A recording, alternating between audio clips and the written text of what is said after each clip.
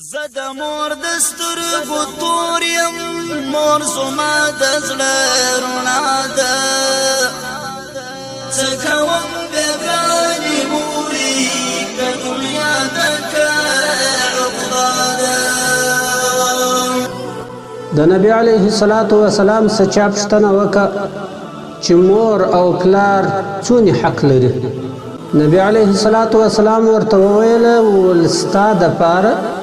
یا جنت دی یا دوزخ دی. بس د دغه خبرې نو اوس دا معلومه کړه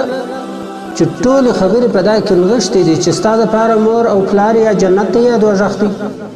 معنا که دې د مور او د پلار سره ښه کول خدای جنت درکوي، که دې د مور سره ښه نه کول الله جل جلاله دوزخ درکوي، جنت نه درکوي. اوس نو دا هر خبره خو بیا ګوښې لري چې که دې د مور سره په دې ځای کې دا ښه وکړه یا دې دا بد وکړه یا دې دا ښه وکړه یا دې دا بد وکړه، دا خو نو بیا ډېره ده دا خبره. خو مطلق دا خبره اخر ورته وکړه چې ستا دپاره یا جنت یا دوزخ دی. نور په امورو په کارو د دنیا خو نو بیا ته پوهېږې چې په کوم ځای کې مور او پلار زهیریږي، په کوم ځای کې مور او پلار بې عزته کېږي او په کوم ځای کې عزتمن کېږي، دا خو نو بیا تا ته معلوم. حضرت علقمه رضی الله تعالی عنه وفات کېدی، نبی علیه الصلاة والسلام اصحاب کرام ورولېږله. نو اصحاب کرام راله بیرته یو نبی علیه الصلاة والسلام ته عرض وکړي چې د حضرت علقمه ژبه بنده ده، ساه یې نه خېږي. نبی علیه الصلاة والسلام ورسره ولاړی، بیا د علقمه د حال پوښتنه یې د مور څه وکړه. د علقمه رضی الله تعالی عنه مور ته یې وویله ول د کوم بد عمل یا څه کار یې درلودی چې اوس یې ساه هم نه خېږي، ژبه یې بنده ده د کلمې څه د شهادت. نو هغه مور ورته وویله ول حضرت علقمه رضی الله تعالی عنه چې دی هغه ډېر ښه سړی و،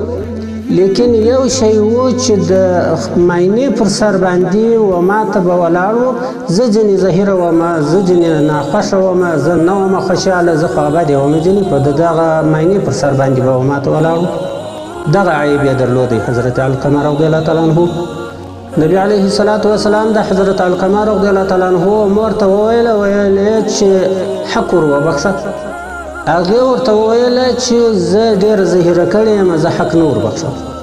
نو څو واره چې نبی علیه الصلاة والسلام خبره ورته وکړه، هغې چې نه ومنله، نو نبی علیه الصلاة والسلام وویله ول ورسئ بټې راټول کړي، لرګي راوړئ، بس اور واچوئ، پر علقمه باندې یې راکوټه کړئ چې اور واچوئ چې په اور کې وسوځل شي. نو په بل رقم باندې خو ساه نه خېږي او ژبه یې هم بنده ده، نو په اور کې وسوځي.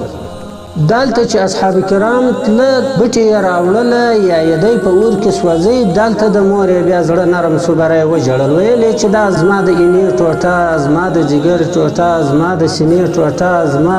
ګران زوی، زما محترم. بس دلته نو بیا را فکر سو چې دا په اور باندې مه سوځئ، ما حق وربخښلی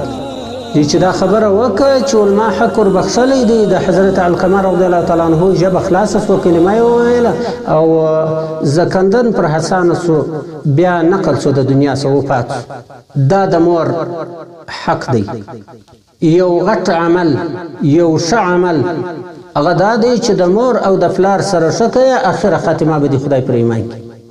هلته که ستا په یاد خو دا خبره مې وکړه چې د علقمه ژبه بنده سوه، حضرت علقمه رضی الله تعالی عنه ژبه بنده د کلمې د شهادت سفرحال د زکندن وه، په دې خاطر چې د مور زهیره کړې. اوس راسه په اوس دور کې د مور او د پلار و قدر ته وګوره چې کوم ځای کې چې مور و پلار دی، د هغه سره چې زوی مجلس کوي هغه داسې مجلس کوي لکه د یو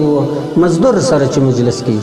د مور سره دی ګزاره کوي لکه د مزدور سره چې کوي، د پلار سره دی ګزاره کوي لکه د مزدور سره چې کوي. د مزدور سره لا در دې ښه ګزاره کوي، وایي هغه که یو پرګران مزدور و هغه وایي راسځي. نو د مور او د پلار سره ګزاره سخته ګزاره، کمزورې ګزاره کوي. او سره د دې چې الله جل جلاله زیرمه کړې ده، د خدای پیغمبر زیرمه کړې ده پر موږ باندې چې د مور او د پلار سره ښه کوه.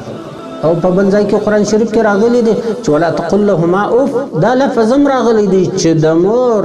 او د پلار د دې په مخ کې یا ودوی ته د اوف لفظ مه وایه، دا کلمه د اوف مه استعمالوه. معنا دا که یو سړی خشم ورسي خوا یا بده شي پر مور یا پر پلار باندې را ډیر شي معنا را پورته شي بل پلار